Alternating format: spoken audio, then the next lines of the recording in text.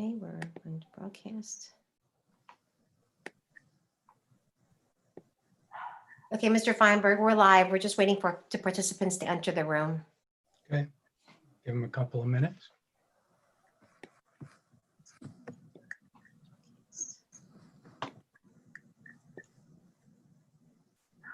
Okay, Mr. Feinberg, we're live. We're just waiting for participants to enter the room. Oops.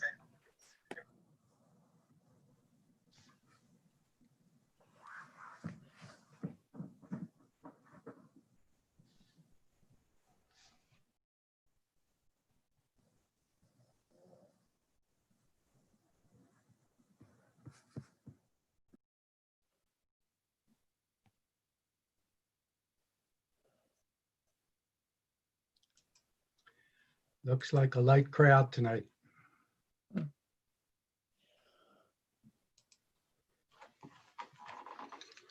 Okay, I'd like to call the meeting to order.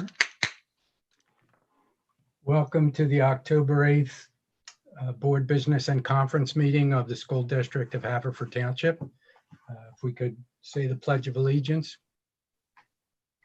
I pledge allegiance to the flag of the United States of America and to the republic for which it stands, one nation, under God, indivisible, with liberty and justice for all.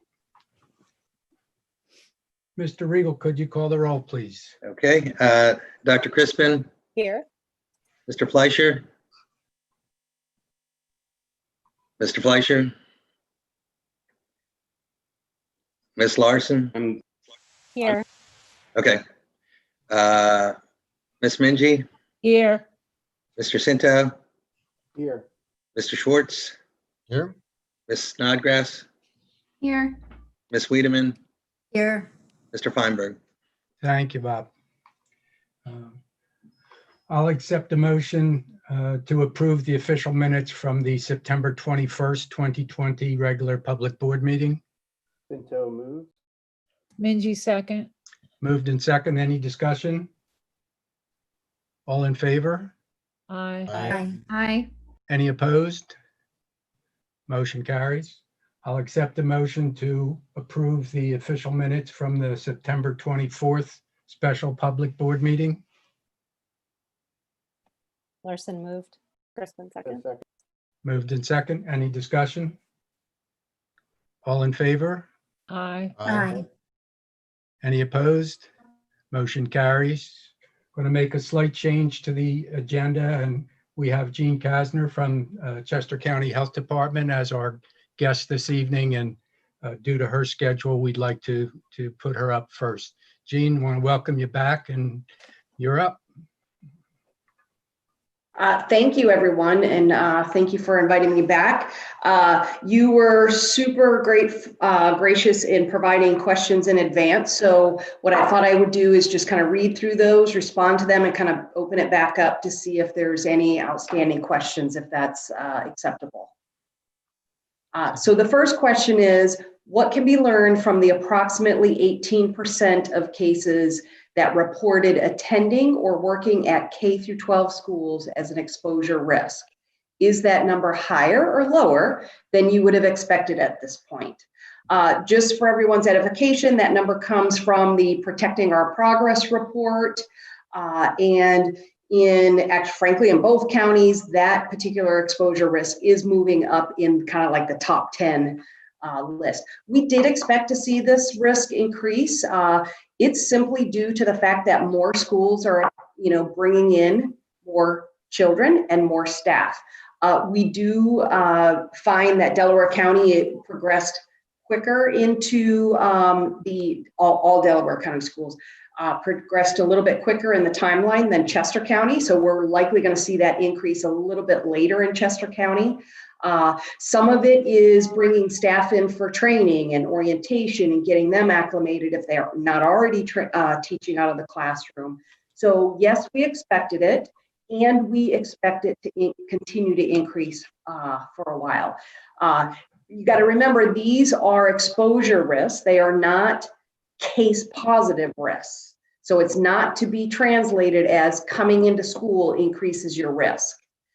because at this point we have more people bringing positive cases or exposures to the school than what is happening within the school. And that's exactly where we expected to be, and that's where we want to remain, that we don't see transmission within the school. So the next question, are there any safety measures being reconsidered? As Dr. Rushi has heard in many of our superintendent meetings, as well as any other types of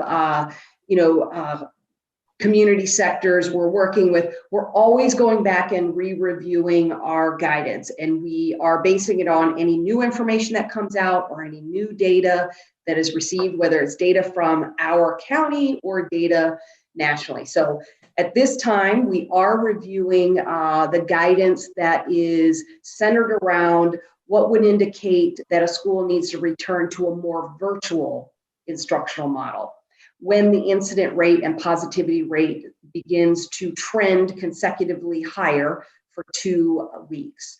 So based on what we understand now, we are likely going to, we're currently reconsidering how that guidance is structured to really take into account a comparison of what's going on in the community versus in the school. So looking at the trends in the outbreaks in schools, looking at the ages within the community, understanding whether the transmission is more community-based or within the school, looking at failed health screening trends. So how many people are calling you to say, I failed my home screening, I have symptoms, and then also looking at community outbreaks. So a good example of this, if you have followed it, is what we saw in the Westchester area school district.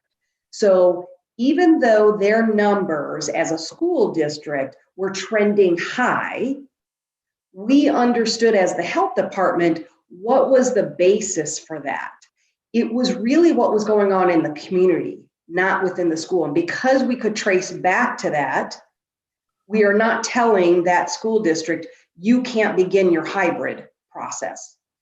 We're more concerned if we can't trace it back, hence we go into this community transmission that we don't know where cases start and exposures also start.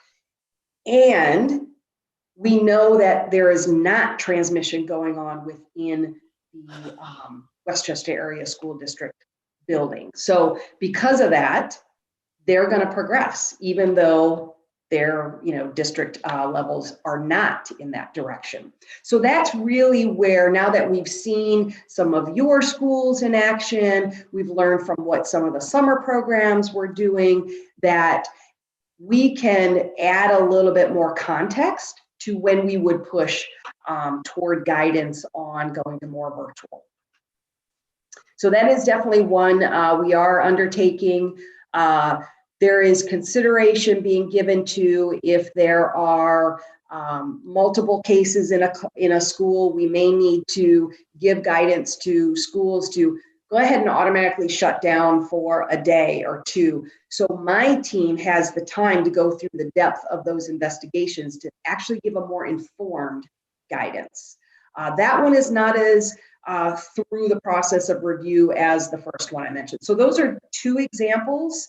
I know our superintendents heard from me that as we start to see our incidents and positivity kind of get into the same threshold, most are in 2 different thresholds. And as we get closer to the low threshold, we will have to look at, do we see enough positive trend to reevaluate the 6 feet versus 3 feet?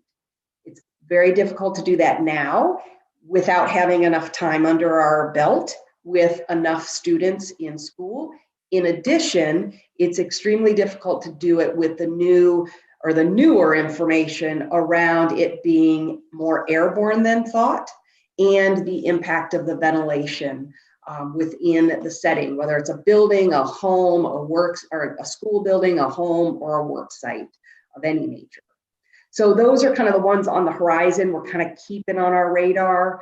much like we did with, the 25 versus 250 group setting. So this is not unique to the school guidance.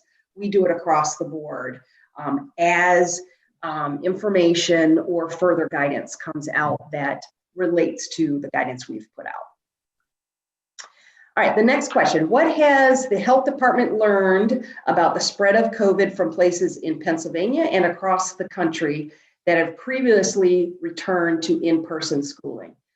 So I always find this as a difficult question. And frankly, it's because we don't have enough insight into how these other areas, particularly outside of Pennsylvania, what their commitment to these prevention measures are. What is the guidance they were giving? What is the school's diligence and quite frankly, fidelity around it?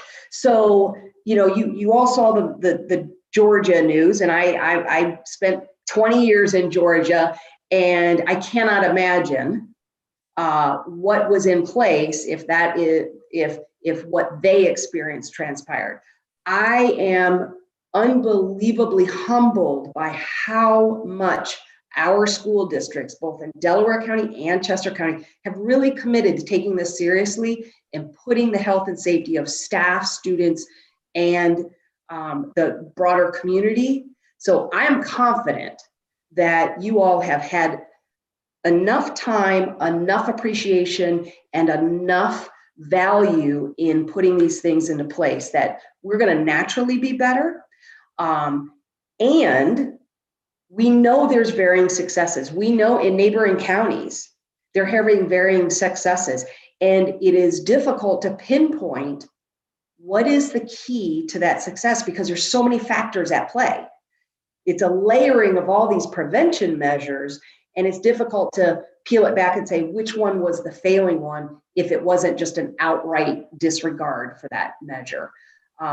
You also hear the more recent news about New York City and some of their closure of schools because of hotspots in the community. So, and I just heard from my peer in Bucks County that they're not seeing transmission within schools. We're seeing some, but the more significant trend, and this is both within schools and the school sports community, is yes, there's positives, yes, there's exposures, but we're catching them sooner. And we're catching them early enough that it doesn't progress into the building as prolifically or on to the rest of the team. And that is purely because of the seriousness with which your staff take it.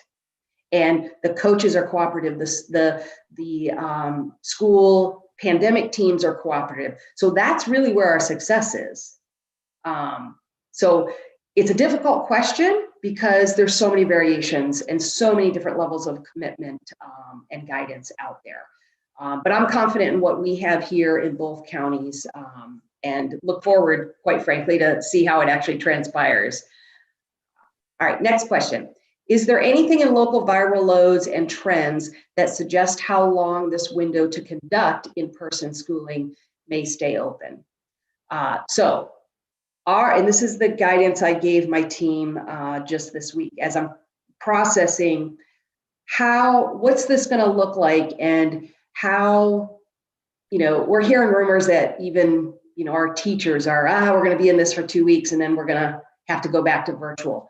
Our goal, and this is what I shared with my team this week, our goal should be keeping them in that in-person. So once we've crossed that bridge, doing everything we can to keep them in, regardless of the viral loads, regardless of the trends, because if we're not seeing the school be the factor for transmission, we should keep in school, whether it's hybrid or in person, full in person, as long as we can. Because the evidence is showing it's what is coming in to the school. Now, we may have to increase our communication back out to our families and our staff and our community to further express, listen, we can't have sleepovers like you want. We can't have the locker rooms pre, sports game like we're used to. You may have to come ready to go in your gear and move right into the field. So it may alter some of the communications to keep it at bay at your doorstep. Because you and I, we can't control everything going on outside the building, but what we can do is encourage different practices when they leave. So when they come back, the risk is lower.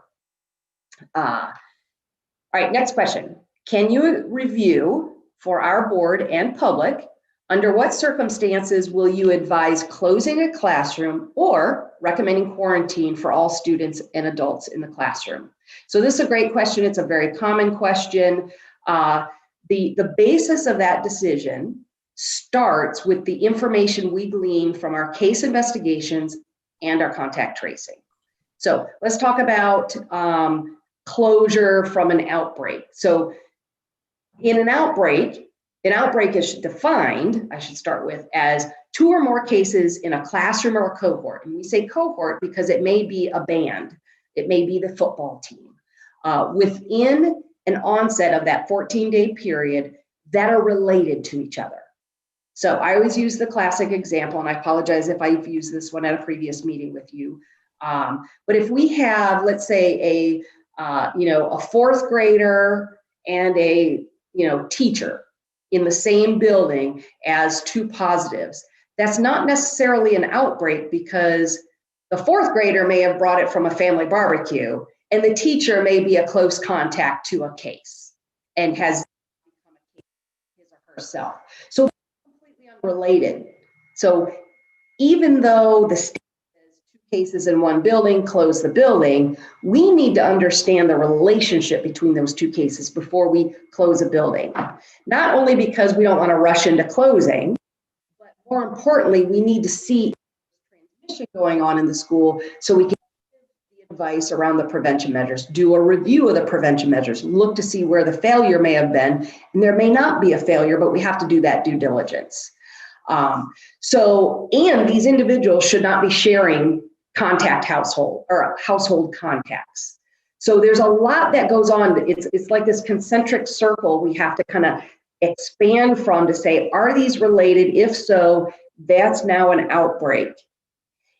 Then from there, we continue to monitor. If we get additional cases to that outbreak within a 14-day period to that same class or cohort, then we do have to consider closure. Now that closure may be just of that classroom. And when I say closure, it means send them home. It doesn't mean close, they stop learning and stop teaching. If people are well enough, adult and student alike, they can move back to the virtual and continue with it. Of course, you're the one who decides if your staff are well enough to do that, being a case or an exposure, and what your policies are around that. And then the other factor is, do we have multiple outbreaks going on in that building? Then yes, we may make a recommendation, whether it's a wing, a classroom, or the entire building. Now, when it comes to, so that's the general framework. I have to tell you though, there is a bit of case-by-case basis or strategy that we have to implement, because no 2 buildings are the same, no 2 classrooms are the same, no 2 cases or exposures are the same. And I say this because we've had to do case by case. And we've had, at least in Chester County, we've had entire buildings close. We also have to recognize that there may be scenarios where you may not be able to staff a classroom based on exposure or cases. So that may be your decision, even outside of us, due to staffing limitations. So the other piece of it is the quarantine side of it. This one, there's a clear definition of who gets defined as a close contact and therefore go into quarantine. And whether that's 2 kids in a classroom or the entire classroom, that is based on, again, those concentric circles of the case and how much exposure they had in the school. So we consider a close contact any individual on that campus who has been within 6 feet or less of the case, the person who's positive, for 15 minutes or more, regardless of mask wearing. So if you have let's say a teacher is positive, and let's say that teacher is the first grade class.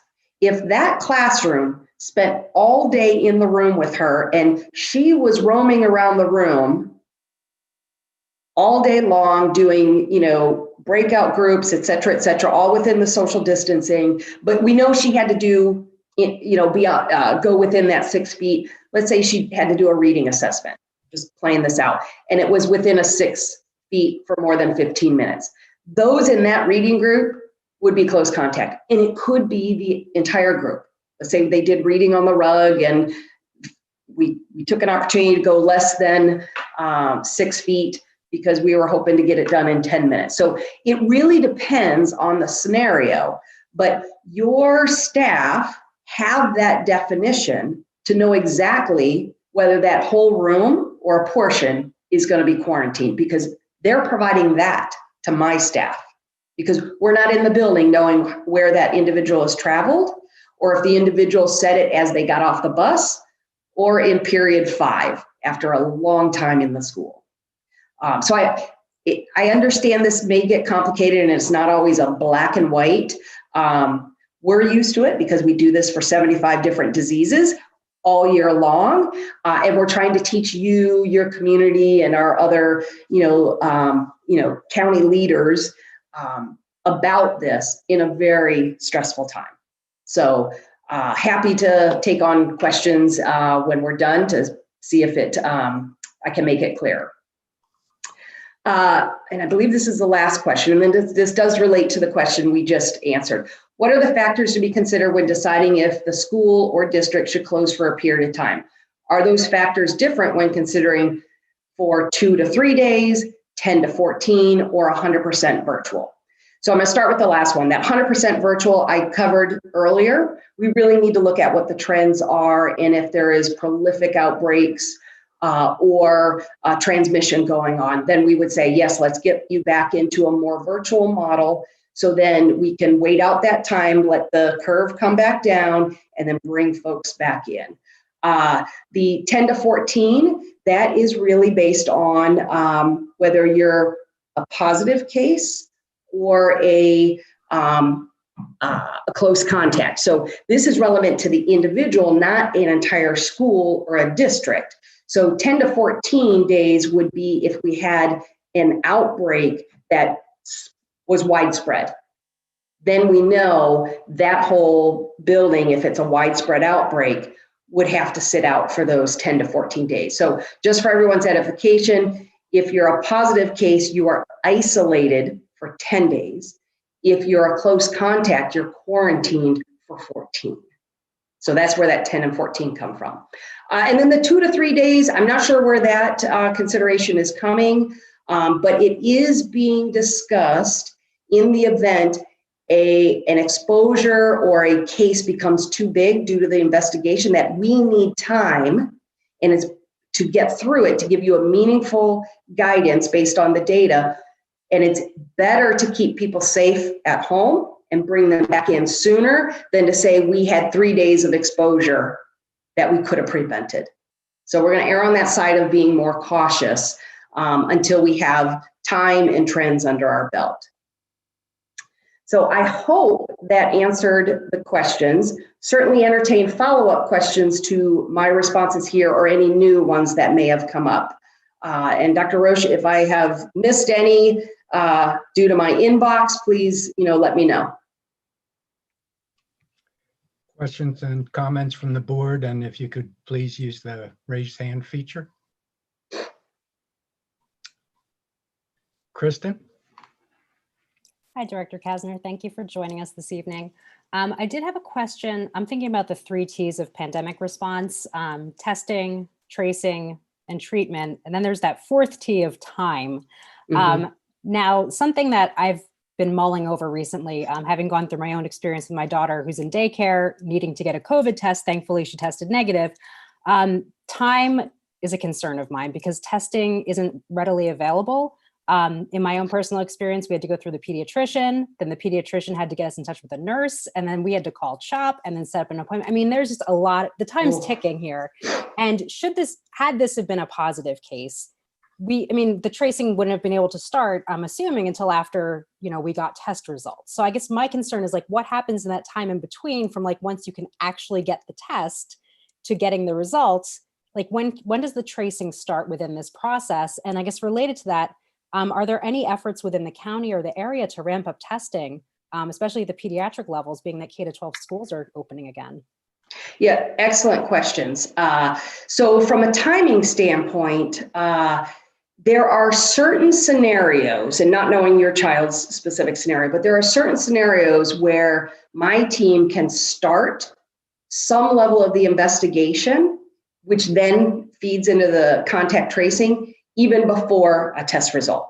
So those are the ones that are really looking like classic, like the test is almost like a formality in those scenarios. And those are the ones we do want to jump on if we can, because they have the highest risk of impacting others. The rule of thumb is, and this is irrespective of schools, students, adults, it doesn't matter. The blanket rule of thumb is if there was a need that drove you to get tested for COVID, you should be staying home until you get your results. So that helps mitigate some of the exposure while someone is waiting. Now, in terms of testing time, we are definitely experiencing, in my mind, too many pediatricians that aren't equipped to test, or are not, that is not their default to test. So my recommendation is that you seek out the county testing site. So Delaware County has a testing site. Right now, I believe it moves around to different locations. And then they're going to try to anchor at least one site to be a little bit more permanent. And that won't be till a little bit toward November. And I say that because they're using the same approach we're using for testing, the same lab. And right now our lab is actually running, everybody knock on wood, I hope I'm not jinxing myself, we're running 3 to 4 days. But we are seeing pharmacists and other practices into that 7-day, 9-day again, which is it's really long. So that's one factor. And we are always looking at how do we shrink that time from test to result. The other, and then you had the experience of from being told you need to get tested to actually finding a test. So and you're more than welcome to come into Chester County as well. We have a little bit more of a regular schedule. And I know Delaware County is blending their COVID testing and flu vaccination. So they've had to back off of some of their COVID testing to accommodate the flu. We're doing them in parallel without any reduction in it. So more than welcome to come to any in the Chester County area. In addition, we're trying to work with like Nemours and CHOP to get them re-engaged to doing more and using their own labs. Now, there can be a challenge in that because they can only do that so long if you're not their patient, right? And then the other avenue that's being sought, and you may have heard this, particularly I knew there were some articles out, at least from the federal government, is trying to bring in antigen testing, which is different than antibody testing and different than diagnostic testing, PCR testing. So this is the antigen that indicates that you may be infectious, and in which case, if that's positive, you're considered a probable, and then you're handled like a probable case, which we already have a protocol for. So the state is going to receive these, and then that comes down to health departments. And we're trying to partner not only regionally, but with CHOP Policy Lab on how do we leverage these to the best extent, because they are considered for non-medical use, which means we could, once we have all the criteria in place, use them in a school, and know in 15 minutes if that antigen is there, in which case we can start the investigation and contact tracing. It does not have to be a lab verified. A lab has to have oversight, but it does not have to be sent off for a lab. So that's another tool that's being put into place. And we just got some guidance from the state on how that is going to be interpreted. And then we now have to get through the logistics of providing that. So that's going to be prioritized for symptomatic staff and students.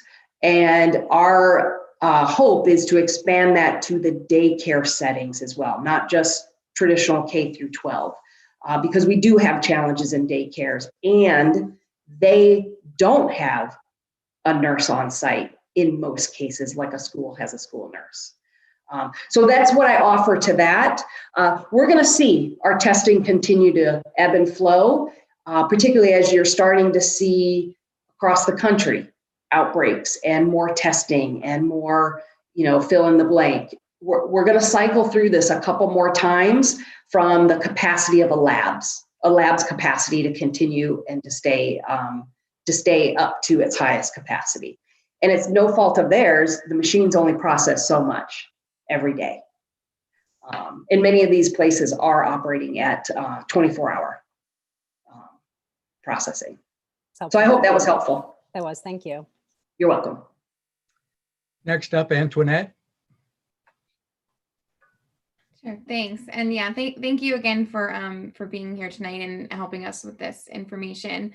So when we originally made the decision to start the school year virtually, one of the reasons that we were given was because of Labor Day, and was because we were watching the Labor Day holiday, what was going to happen there, and then maybe that was going to lead to a spike. And so I wanted to know if Chester County has any thoughts on Thanksgiving, and specifically whether schools should plan on opening virtually after Thanksgiving as a precautionary measure. I know you're saying, we're not seeing a lot of transmission, or, not the main source of transmission in the schools, but with something like Thanksgiving, which will almost certainly happen indoors with potentially a lot of people, that could be a lot of community spread coming into our schools just a few days later, maybe before folks are even symptomatic. So I just wanted to know if Chester County has been thinking about that and if they have recommendations for that yet. Yeah, so we are thinking about it, and we're kind of mixed.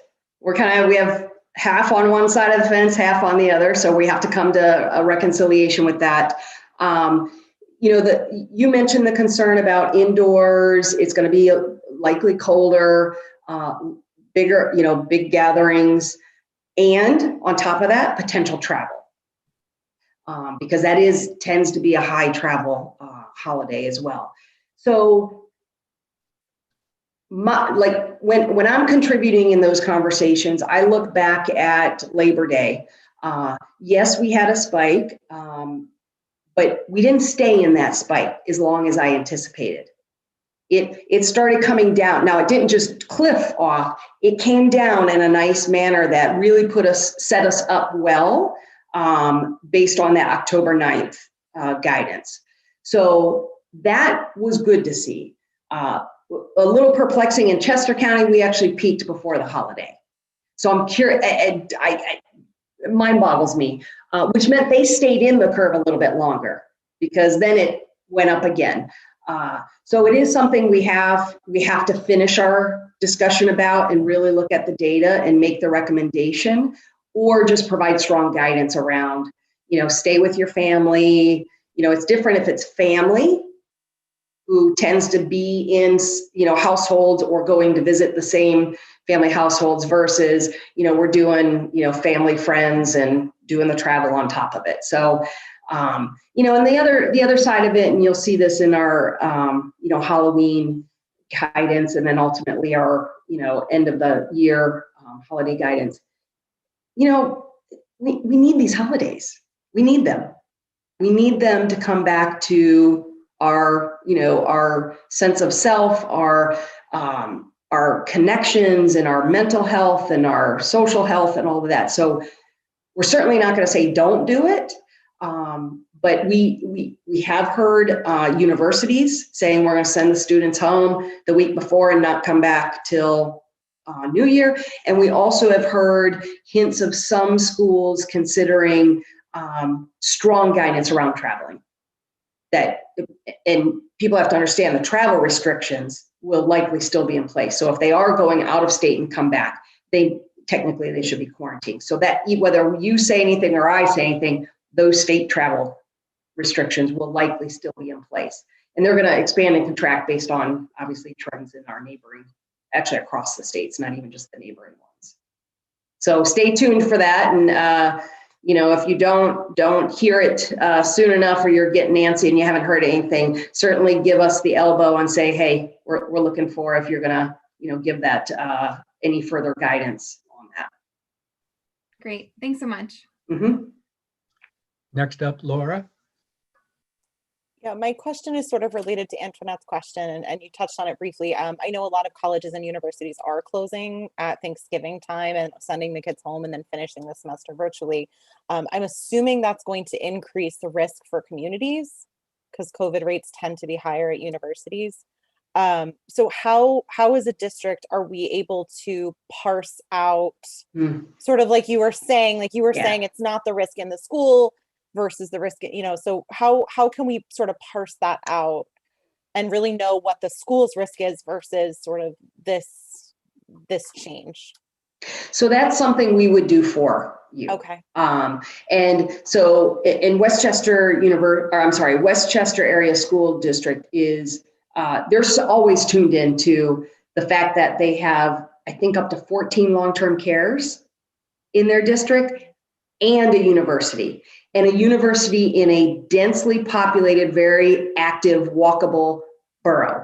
So they're always tuned in that. So we actively started doing some little studies on the data because we kept hearing we need to understand it. So once they understood, hey, we can identify it, it's not your campuses, so continue on, is when they started breathing deeper. So we can do that.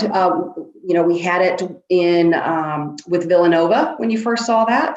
And it's or if we see an outbreak relevant to, in Chester County, we had an outbreak in our agricultural industry. As long as we can identify it, that's key.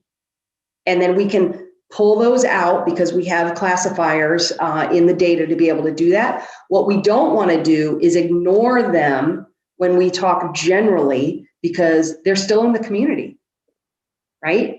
The only ones I would be willing to consider maybe segregating is our long-term care facilities, particularly those that are providing the higher need care because they truly do stay within their building or on their campus. Especially some of them still have restrictions of not leaving campus, even if the residents are mobile and independent. So those are a little bit less integrated into the community versus all of our other areas of outbreaks. Thank you. You're welcome. Any other questions or comments from the board? Dr. Rushi, any other follow-up questions? No, I don't have any other follow-up questions. Just again, a sincere thank you to Jeanne and her team. Even with our children returning this week, we've had a few occasions to call and seek their guidance, and they have been extremely timely and sensitive to our need to get an answer as soon as possible. So please relay that to the team, Jeanne. Thanks. You're welcome, and thank you for not throwing me a tough one, Dr. Rushi. She gets me in the superintendent meetings. Trust me, she's doing her job for you. She's on it. And congratulations for bringing in your younger grades. Continued success with that. Thank you. Jeanne, All right, you are very welcome. Everyone, please stay healthy. I'd just like to follow up. I've been on a bunch of calls with superintendents and board members from all over the Southeast today, and I just can't tell you how much value and how great it has been to have you advising these folks. It's our pleasure. We've learned from you guys probably equally as you've learned from us. So thank you for letting us into your world, and we have to do it together. So keep up the great work, and you know where to find me. Thank you very much. All right, you're welcome. Thank you.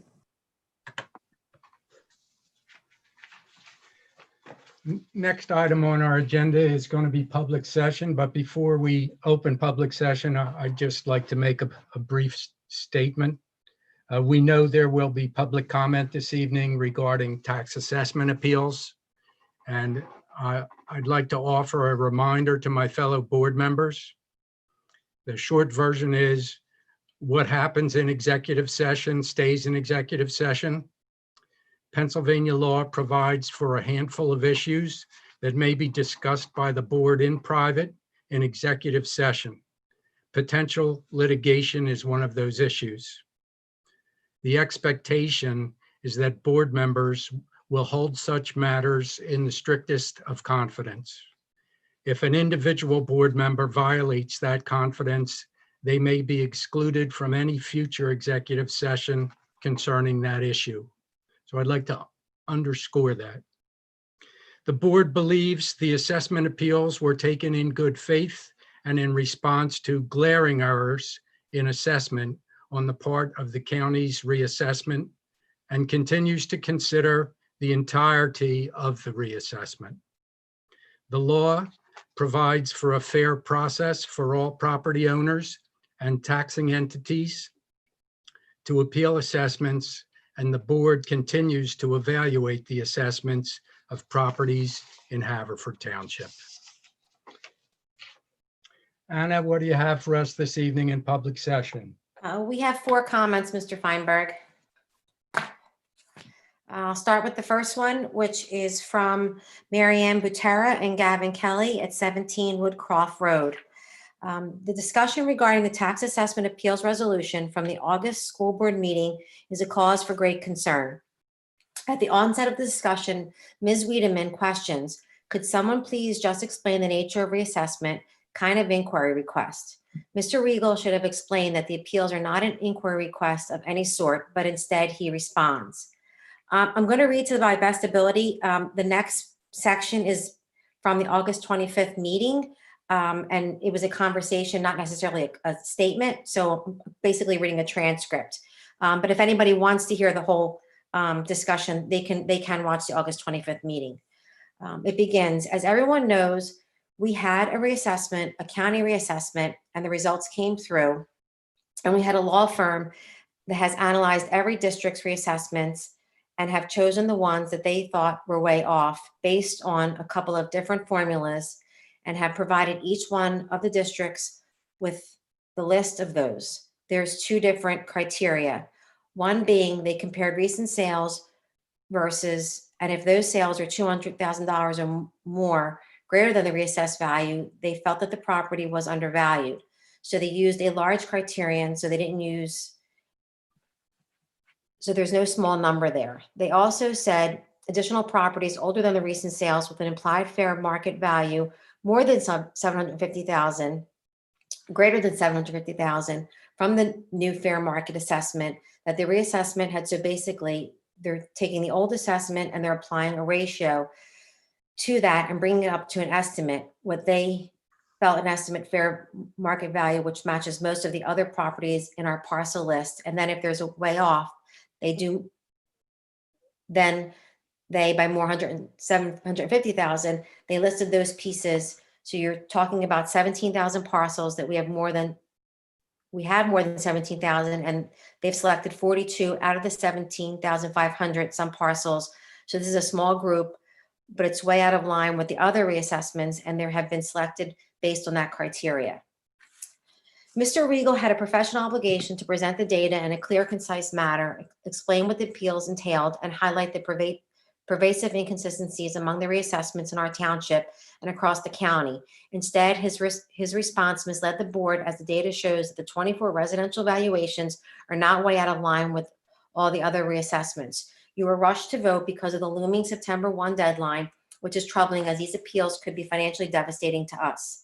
After Mr. Riegel's inadequate explanation, Mr. Fleischer goes on to ask, who selected Tyler Technologies?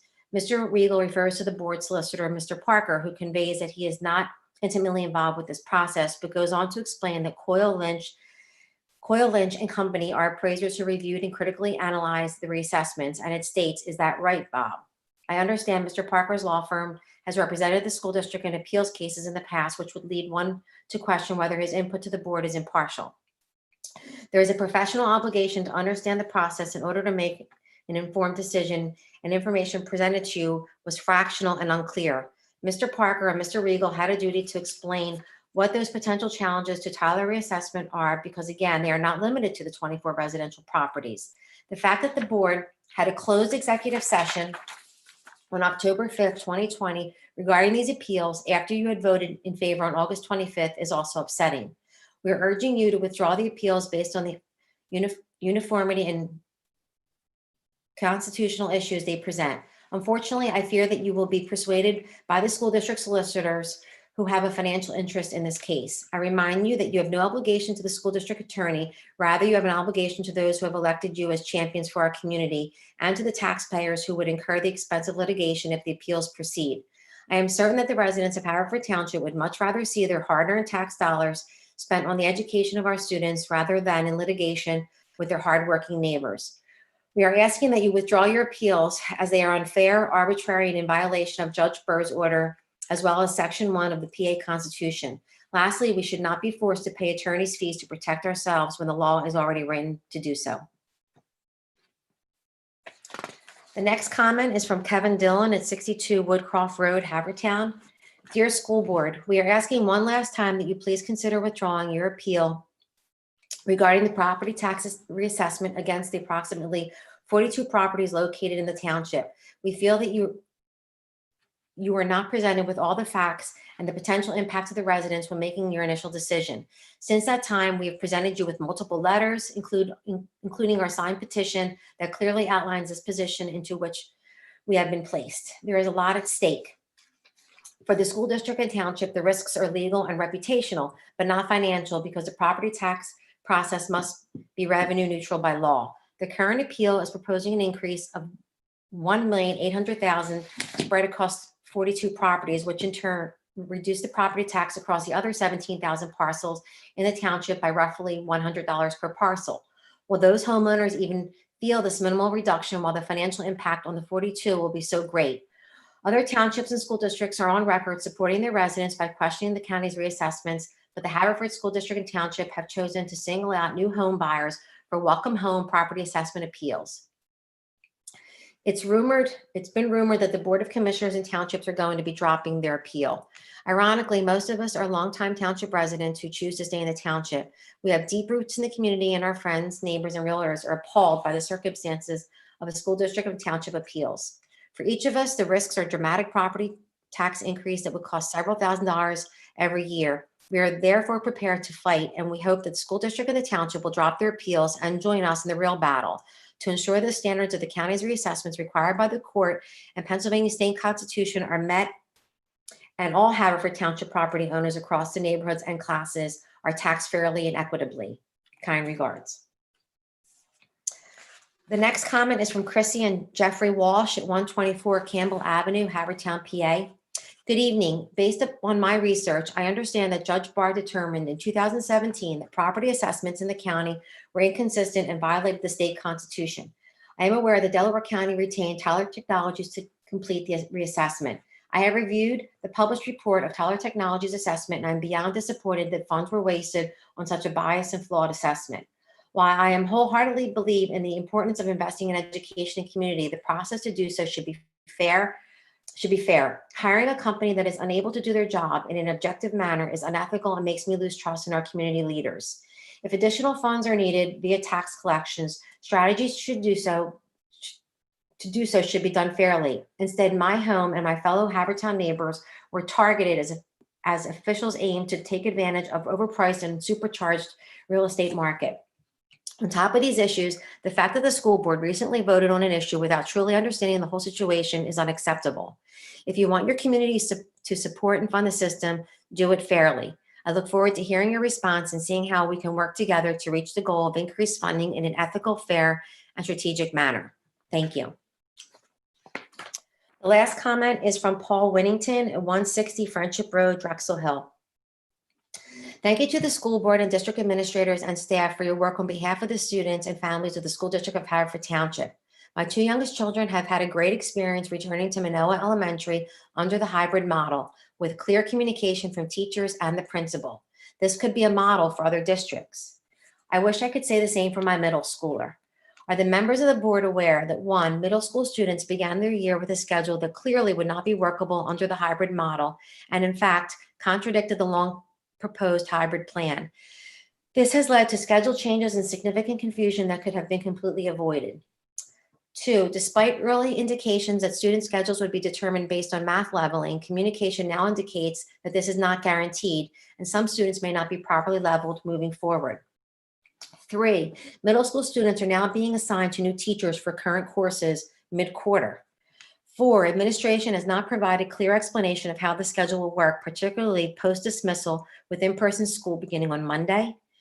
Five, unified arts course schedules, quarterly classes have still not been released, and the assumption is that a child could, for example, be dropped into a foreign language class mid-quarter. Six, parents who opted into Haverford Online in efforts to ensure consistency for their middle school students are indicating that changes in the hybrid schedules are also affecting their Haverford Online students' teacher assignments. I recognize that this has been a tremendous challenge for all involved, especially administrators. However, I feel that there is a clear disconnect between what was presented to the board and parents and that the board approved compared to what is actually happening. The plan was always to try to return to in-person in October, and yet the HMS administration seems to have been caught flat-footed. Unnecessary confusion, change, and anxiety have been created because the schedule put in place in August did not reflect the plan for the hybrid model. Will the board take action to ensure that no further wholesale schedule changes will be made, whether students return in person full-time or have to switch back to full-time virtual? Thank you. Thank you, Mr. Feinberg. That's all for this evening. Thank you, Anna. Next item on our agenda is student reports, and we have our high school student, Katie Bongiovanni. Katie, how are you? I'm good. How are you? Good, thank you. Hello, my name is Katie Bongiovanni, and I'm a senior at Haverford High School. Thank you for having me back here tonight to report on all that is happening at the high school. It is hard to believe that we've been back in school for over a month already. It has been exciting to see Haverford staff and students working hard to make this the best start to the year possible. We've done readings, assignments, and projects, and have been having meaningful discussions in our classes about what we are learning. Even though we've been forming routines in the virtual environment, students cannot wait to be back in the classroom in just a few short weeks. It will be fantastic to finally see the teachers we've all gotten to know over Zoom in person. In the meantime, a lot is happening to get us ready to go back to school in our hybrid model. Underclassmen will be returning to the building during their scheduled times the week of October 12th for their school pictures. Following the photos will be tours of the building, giving students the chance to learn the way to their classes before we return the following week. It will be helpful for the freshmen who haven't had a chance to navigate the high school, and it will be exciting for upperclassmen to see teachers and their favorite places around the building for the first time since March. Student Senate officers and senior officers have been meeting virtually with administrators and teachers to plan exciting events for the class of 2021, the first being a senior sunrise on October 14th. Seniors who wish to participate will be spread out across the field to watch the sunrise and to bond as a class. It will be the first time for many of us to see our peers in person and be a great way to celebrate the start of hybrid learning and a great year ahead. For seniors looking to college next year, there have been many virtual college representative visits available through Naviance, which will continue in the upcoming weeks. There will be an SAT at Haverford on October 14th, and senior English teachers are busy giving feedback on college essays. It is certainly challenging to be planning our futures when things are so uncertain, but Haverford teachers, counselors, and administrators have been available to help every step of the way. Although Haverford sports have not been able to begin with parents and fans in the stands, boards have been working hard in workouts and practices to prepare for the sports season ahead. The boys' soccer teams were away at Upper Darby this afternoon, and girls' tennis was away at Radnor. Next week is a full week filled with golf, soccer, field hockey, volleyball, and tennis, and I can't express how exciting it is for me to report about sports again after so many months without them. Speaking of golf, senior Riley Quartermain was named Mainline Girls Athlete of the Week, and her interview can be found on the high school website. Clubs are also picking back up with many meetings in the next few weeks over Zoom. Student Senate will be meeting next week for the first time since March, and the African American Cultural Enrichment Club had its first meeting of the year on Monday. Clubs prepared videos detailing all that they have to offer, and students should be on the lookout for those in the upcoming days as they decide how they're spending their time after school this year. Haverford students have been making the best out of the challenges thrown at us over the past few months and will enter hybrid learning with resilience and a determination to succeed. We all greatly appreciate the hard work of the school board, school staff, teachers, and administrators who are working hard to keep us safe, having fun, and learning. Thank you again for having me here tonight. Thank you very much. It's a pleasure to have you and to be hearing reports of things that are actually going on. So thank you. Next item on our agenda is a construction update from Ken Matthews from CB Development. Ken? Thank you, everyone. Just give a brief update on the few things that are going on, and then we have a few change orders to review if you have any questions on them. So I'll start with the high school project. It's really hard to believe, but we're at the point we had our pre-bid walkthroughs over this past week. The bids for the high school project, the classroom addition, are due next Thursday, October 15th. So we'll be opening them virtually on a Zoom meeting, so it's publicly open that the contractors and whomever else would like to see the bids open. Assuming things come in favorably and within the project budget, we'd be looking to the board to allow us to proceed with awarding the contracts, sending out notice to proceed at the November 5th board meeting. And then the intent would be for construction to essentially start as quickly as possible thereafter in December, breaking ground. We do have a schedule to get the project done by August 2021 and have it ready for next school year. So it's hard to believe it's here, but we've had a lot of response from contractors, so that's been good. So we're hopeful for some good bids on the project. I don't know. Does anybody have any questions about the high school? I do. Can I ask you just a quick question, if you Sure. don't mind, Ken? Has there been any progress? Have you had any kind of conversations about the addition of restrooms down in the auditorium gymnasium area? I think I talked about it the last time you were here. Yes. So, Susan, we've been concentrating, the architect and us, they finished the classroom addition portion of the plans only right now, but we've absolutely have your comment. Ryan, the architect, and I have already talked about it a little bit. So once we get past this phase over the next month and the project's awarded, KCBA, the architect, they need to finish the documentation and they still owe us not only finishing the construction documents for the second part of the project, which is the music classroom wing addition, but pricing it, et cetera. So we paused on that for the moment to make sure we get through this and get that done. So we'll be getting back to that, but it's absolutely noted, and we'll get back to you on that for sure. It will most likely be probably in January. I'll still be around, I guess. Thank you. How many attendees at the pre-bid, Ken?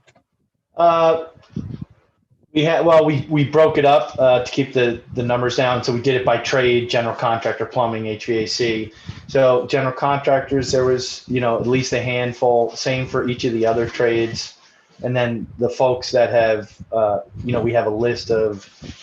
I have to get an update actually today. It's been a few days, but there was 30 contractors or so spread out along all the trades that have asked for bid documents. So far, we're hopeful we get a good spread across each trade. Yeah, okay, thanks. Next up, Kristen. Hi, Ken. I want to ask you about PPE costs and COVID. I see that's part of the change orders here. It looks like when they're added together, it's about $6,000.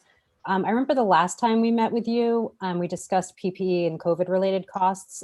There was some number that you had negotiated with the contractor. Is this part of the negotiated negotiated costs for PPE and COVID protocols, or is this in addition to that negotiated number? So the change orders for Linwood, because the contract was awarded, long before COVID ever happened. So that was a a force majeure almost event that occurred. So that's why we've had those change orders for Linwood. For the high school project, everybody's been working under these COVID protocols for the last few months. And so we've written specifically in with the assistance of Whistler Pearlstein, the district solicitor, language in the contract that any COVID costs, associated PPE, et cetera, should be included in the bid. So now that's under today's, government guidelines, wearing a mask, proper PPE, et cetera. Should, we get into the winter and things happen, project stops again for whatever reason, there is that risk that's still there, but the intent as part of the bids, any of the basic PPE, et cetera, current protocols issued by the CDC guidelines, the state of Pennsylvania, they are to be included within their bid costs. Okay, so for high school, it's included and there's the cap. For Linwood, we're incurring those costs as the project continues. Correct. Okay, thank you. Next up, Bridget. Hi. So my work outside of school board stuff is in financing facility construction, and I've seen reports where some of the building systems and materials have had delays and price increases because of, I guess, COVID related construction or just pent up construction demand. So things like elevators and some other building systems and materials. Can you speak to anything that you've been seeing or anything that you might think we should be preparing to try and adjust our expectations on cost or timing, just based on things that you've seen in the sector? So certainly there have been discussions with that. Contractors have been talking about certain supply chains.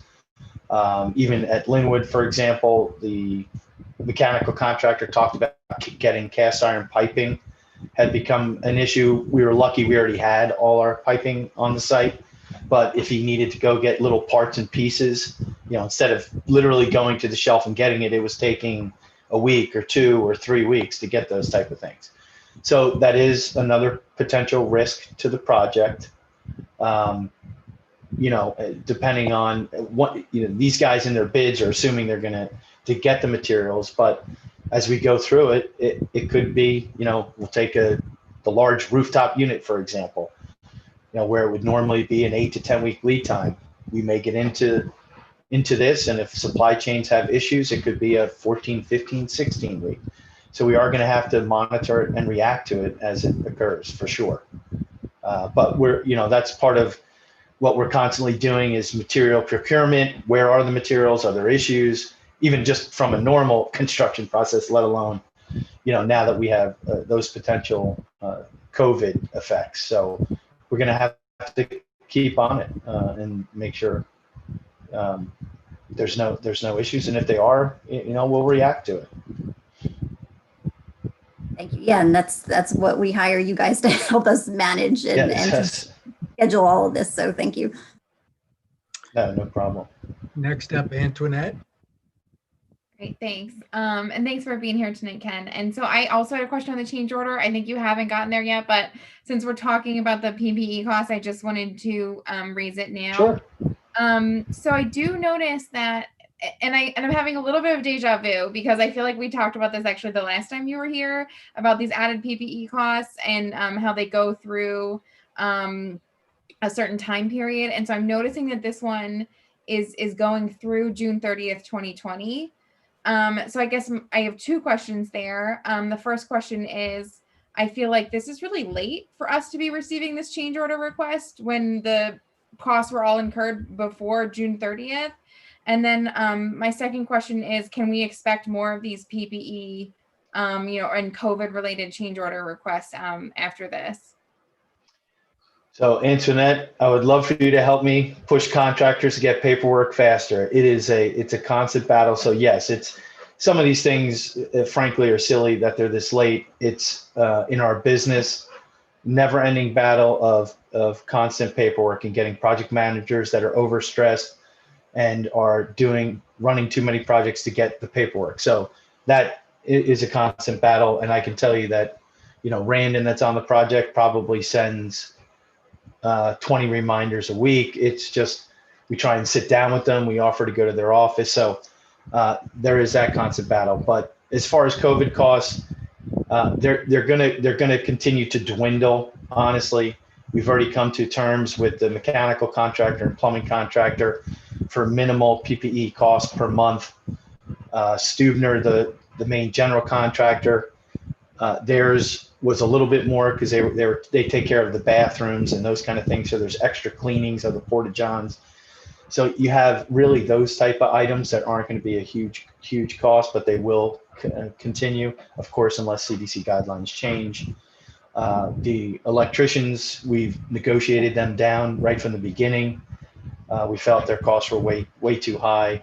So we've already kind of gone through that process, and we're going to look to push them for July and August to be even less for their costs. So it's going to really kind of dwindle down again, unless there's some drastic change to what's going on or another shutdown. But the cost will continue. Great, thanks. Yeah, I appreciate the additional explanation. Just seeing it sort of is a little jarring, and so Sure. I like I said, I appreciate the getting your thoughts on that with you being in the weeds. So thanks. No problem at all. Any other questions from the board at this point? Ken, you were going to continue? It was really just, Linwood update. Things do continue to go well. Everybody can see the facade of the building really taking shape. The inside of the building continues right now. The projected completion date, or the contractual completion date, excuse me, was set February 1st, 2020. With COVID, we're kind of floating in the 3, 4, 5 week time frame. So just call it March 1st for right now is what we're targeting, but we haven't locked it in. We're just constantly pushing to get the building done as soon as possible to keep costs down from going past that completion date due to COVID. So we continue to do that, continue to monitor that every month of course, weekly with the contractors, but they do monthly schedule updates. So things are holding on track. They do have most of the materials for the project. So to Bridget, to your question earlier, that is a good thing for Linwood. We haven't heard of any delays. There were some minor delays to windows early on, but it didn't affect the schedule. So things are progressing well, and I'll have some better background pictures next time for the inside of the building, and you can really see what's going on. So it's really starting to take shape. Any other questions or comments from the board? All right, Ken, thank you very much. We'll look forward to seeing you next time. Absolutely. Thank you all, as always. Have a great night. Our next agenda item is board liaison reports. And if I'm not mistaken, I think we have policy and finance. Is that correct? Antoinette, are you policy?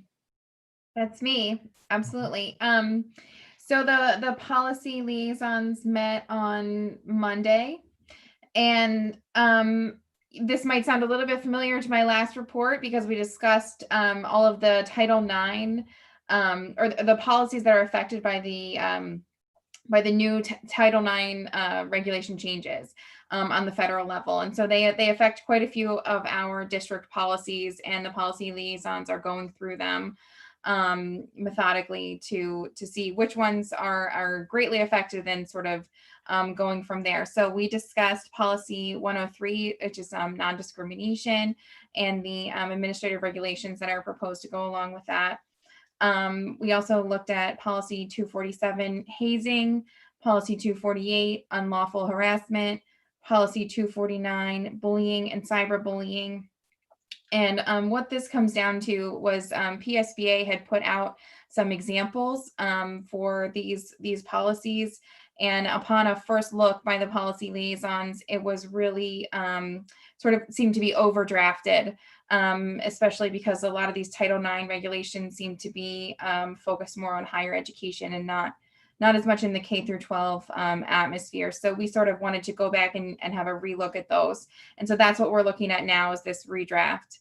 It doesn't look like it's on the schedule tonight to do a first look, but I would think that probably policy 103 is the most affected policy, and that one's probably going to be the first that we bring to the board and look over in our next regular board meeting. So hopefully I didn't surprise Greg with that, but that is what we're going over, to try and bring that first, because the other policies are less affected and sort of stem from policy 103. If anyone has any questions on that, I'm happy to go over that. Great, thank you. Any questions from the board? Next up, Bridget, you have finance. I do, thank you. Yep, the finance liaisons met on September 29th to discuss the fiscal year end 6/30/20 general fund and food services fund projections and next year's food service budget with Mr. Regal and Dr. Rushi. And from the board were Larry, Laura, Ari, and I in attendance. The district's overall year-end performance is looking better than anticipated. Revenues were down 1.15 million with reduced income from real estate taxes collected and interest, but expenditures were down over $5 million. The district had savings in salaries from reductions in overtime and substitutes, contracted and purchased services, and debt service from refinancing. As a result, the district will be able to add to its fund balance and allocate additional monies to capital projects, reducing the need to borrow as much for the second phase high school project and the HVAC projects that are scheduled for Coopertown and Chatham. This year, previously allocated capital monies from the fund balance paid for projects like the track replacement, food services equipment, technology, and Coopertown's modular unit. The food service department, which operates as a standalone component of the district, has struggled with losses over the last several years, and the unaudited year-end result was a loss of over $300,000 on $1.5 million of revenue. Revenues were $495,000 lower than the previous year, reflecting that 3 months of the school year were closed and lunch sales were halted. However, the costs didn't see a similar reduction because the district maintained staffing costs during the school closure. The situation has exacerbated a cash flow challenge for our food services, and tonight we're being asked to consider 2 remedies. One is an allocation of $300,000 from the general fund to replenish the cash balance in food services. And the second is to issue an RFP for a contracted professional food service director. We also learned that the audit is underway and should be presented to finance liaisons next month. Thanks, Bridget. Any questions from the board? Antoinette? Yeah, and I'm not sure if Dr. Rushi was going to mention this in superintendent remarks, but I did see the emails that had gone out about the lunch that's now available to all students regardless of income. And so I guess if that could just be explained for the public a little bit, but also does that affect our food balance fund, food services fund? Because obviously if I don't know if we're getting extra funds here from the federal government to be able to do this, and it seems like we would maybe have the exact same issues that we had in the spring with providing lunch and having all of the costs that are incurred there, but not bringing any money in. So just getting a little bit more information on that. So Bob may want to say something now. I will make a few remarks during my superintendent's report, but Bob may want to say something Okay. now. Okay, because of the $300,000 loss in 2019-20, it did create, our cash balance was down to about $50,000. In September, because we were in a virtual situation, we didn't sell very many lunches. And just the month of September was a $66,000 loss. So even though we're going into the hybrid where we will sell more lunches and we will be, we're still not selling at the level that we were doing 2 years ago. We're not going to be there because of the fact that we're just not selling that many a la carte items and lunch items. So we have to monitor each month, but I was looking at this current week and we were only half of what we would normally be for lunches as far as revenue goes. And that's true that Dr. Rishi said that we would be getting subsidies for all lunches as opposed to people purchasing lunches and getting revenue from that, and then also getting subsidies for the other lunches.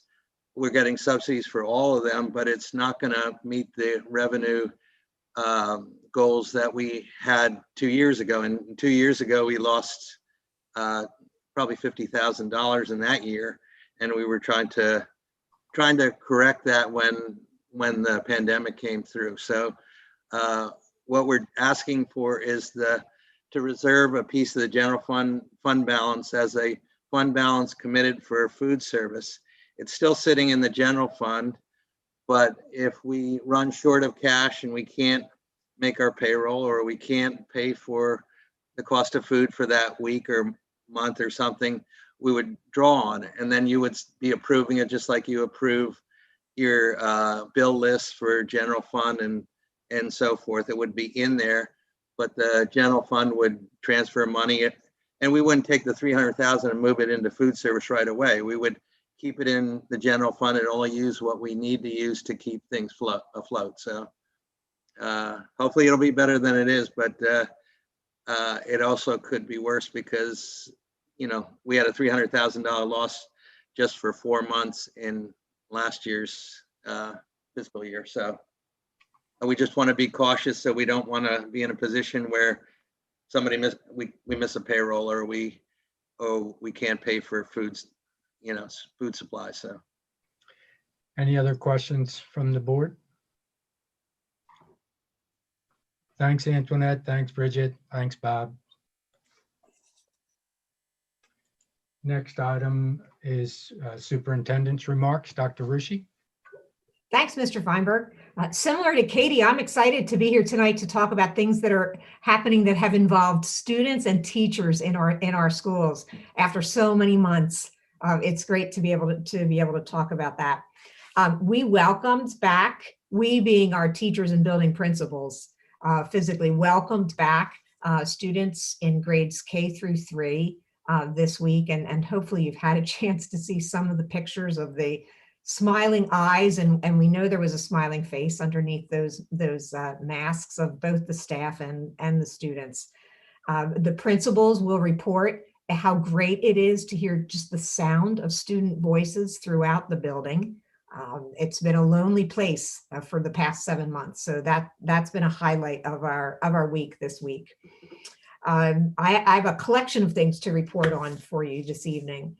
As Ms. Wiedemann talked about our high school and some of the sports when we were talking with Ms. Casner earlier in the night, we will be welcoming fans back next week into our stadium. And it will be passes, and the primary recipients of those passes will be family members. As you know, as sad as that is, but we're going to prioritize family members over the students because we can only be at 20% capacity. And when you look into that stadium, it seems so large. You think about the size of 2 football teams, coaches, athletic trainer, everything that goes along with that. That encompasses quite a bit of that available space.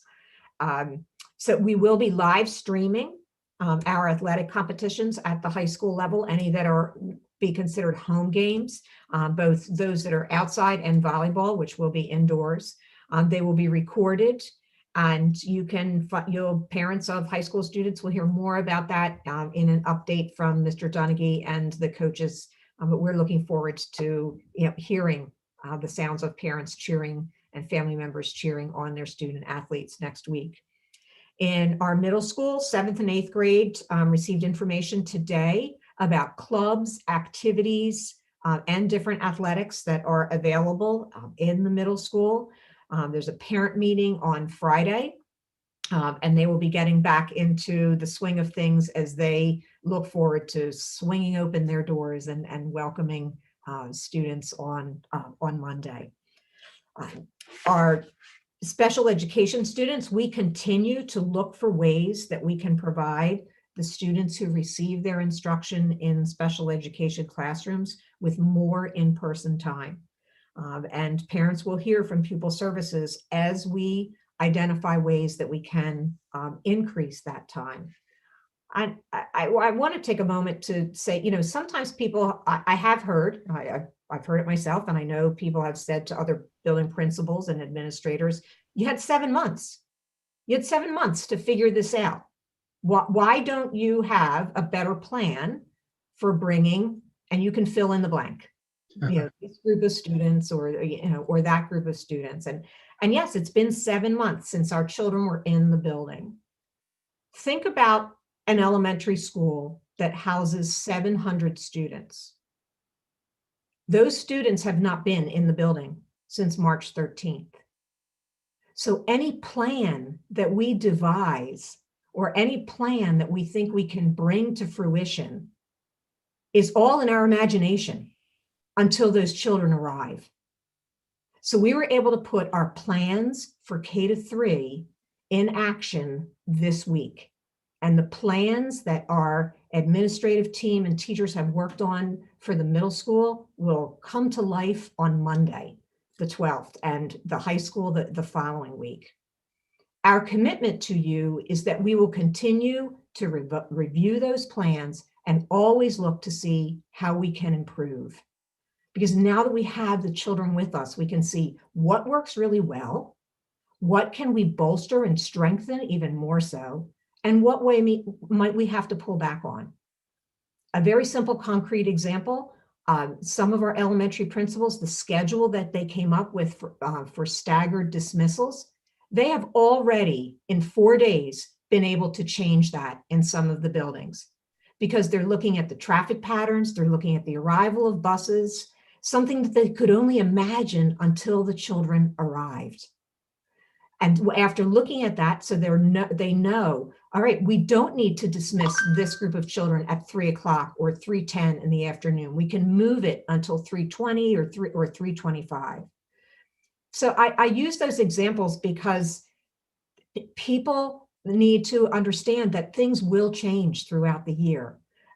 But when they change, please know that they are changing because we believe that that change brings about improvement. And our ultimate goal is to increase the amount of in-person time that our children have with their teachers.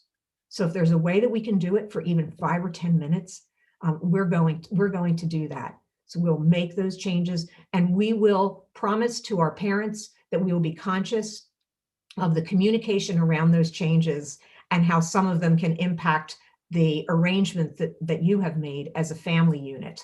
And how a change can impact there. But if we can get more time with our children in front of us, that is one of our goals. Moving forward, we're looking at the placement of cameras in our classrooms. We know that there are going to be experiences where students will either a parent or a family member, they've tested positive for COVID, and that child needs to quarantine for 10 days. Or 14 days. And that child is certainly capable of still engaging in his or her learning. And a camera in a classroom is going to help us to do that. We're very appreciative of funding opportunities through Delaware County Council, which will enable us to outfit all of our high school and middle school classrooms. And we are in pursuit of additional funding to allow us to purchase more cameras to create that opportunity. With that being said, we all have to recognize, or I'm going to ask people to recognize, I was a classroom teacher, and in my training, I took methods courses, how to teach such and such. I'm a lot older than many of our teachers today, but I will bet you that many of our teachers today will say to you, they did not have a methods course in how to teach in a hybrid model, how to manage 15 children who are 8 years old in front of you, and another 15 children who are 8 years old, and they are zooming in to your class. Yeah. I want to give our teachers the time to feel comfortable with that technology and not set a hard and fast date and say, by this date, your child will experience learning, with a camera in a classroom, because for some that's going to come a lot faster than for others. Our teachers and parents in the community have always said to me that our teachers are extremely professional, they are competent, they have the interest of their children at heart. That's still true today. And we need to provide a little bit of time for our teachers to get used to this technology and look at how they can work with it. Again, they've got ideas, they have plans in their heads, but until they have the children in front of them, which they have not had the benefit of since March 13th, they can't try and test out some of those ideas that they have been exploring. So yeah, be patient with us, but please know that anything that we are doing is always in the best interest of how can we create a more of an interactive opportunity so our children do not miss a beat in terms of their learning. Ms. Wiedemann and Mr. Riegel also talked about our food services. Yes, we are not just in our district, but through changes in regulations, all school districts are able to provide food for any family. The families do not have to go through the process of completing paperwork to ensure that they are eligible for that food. We will continue to provide more information as we look to streamline that process. We were not anticipating that change. That change happened very quickly. We wanted to make the food as available as quickly as we could. And we ran into a situation last week where we had more people arrive than we had food for. So we're looking at how we can organize that process a little bit better and ensure that everyone is well taken care of in terms of the food. We will have a conversation during our board meeting on the 22nd, whenever our next board meeting is in October. And we are going to be asking you to issue an RFP for a food service director. I want to be very clear that it is a food service director that we are looking for. We are not looking to replace any of our current food service employees. We have had a consultant working with us for over a year now. That consultant has helped us to get things organized. And now with one of the long-term implications of COVID, will be the way in which school meals are prepared, school meals are packaged, and school meals are served.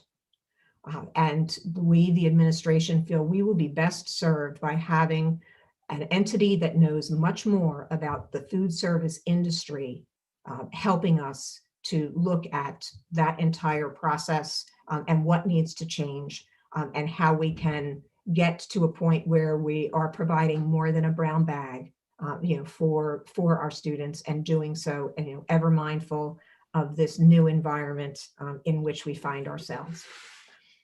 My closing remark is a remark of congratulations this evening. Our student representative who is here with us, Kate Bongiovanni, was recognized as the Delaware County Intermediate Unit Star Student of the Month. And we're very proud of Kate and her accomplishment in that area. And I'm glad that it turned out to be a night that you were here with us, Katie. So congratulations. Thanks, Mr. Feinberg. Thank you, Dr. Rushi. Any questions or comments from the board?